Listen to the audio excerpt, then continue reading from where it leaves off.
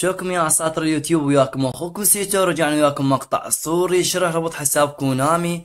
قبل ما نبلش خلي لايك متابعة من ايدك الحلوة. ليتس جو، خلينا نبلش بالشرح.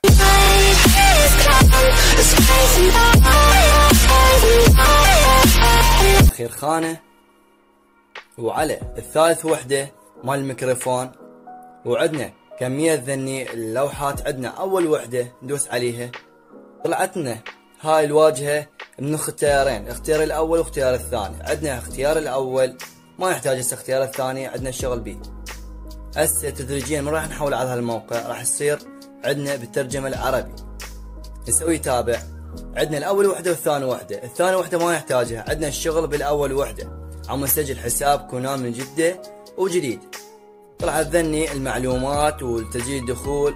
نضيف عمرك، لكن لازم يكون العمر اكثر من 18 سنة او 19 سنة او 20 سنة، لازم يكون عمرك كبير.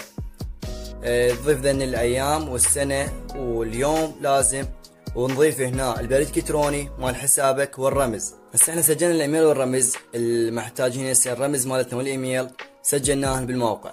راح نوافق على كل شيء يريد من عندنا ونسوي ارسال الرمز. راح نشوف الرمز من البريد الالكتروني. هسه عندنا بنكون 6 ارقام. راح نجيب الرمز من البريد، هذا الرمز جبناه من 6 ارقام البريد. نسوي له نسخ. رجعنا للواجهة، سوينا من 6 ارقام الدزوريال بالبريد الالكتروني الرمز مال كونامي. راح نسوي التالي، راح نوافق على كل الشروط، اوافق على الشروط كل، يعني اي شرط هنا راح نوافق عليه ونسوي التالي البيس. وربط عندنا الحساب كونامي، واي شيء تريدون شرح اكتبوا لي بالتعليقات. وتحياتي لكم، مع الف سلامة.